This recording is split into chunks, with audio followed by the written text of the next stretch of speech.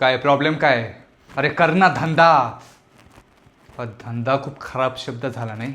काय म्हणतात ते, कर ना स्मार्ट वर्क.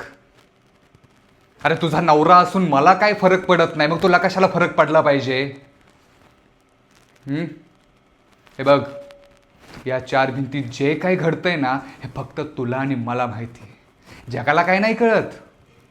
आणि आपण या धंद्यात एका रात्रीत जेवढा पैसा कमवू ना, तेवढा लोक महिना वर्षभरात नाही कमवू शकत.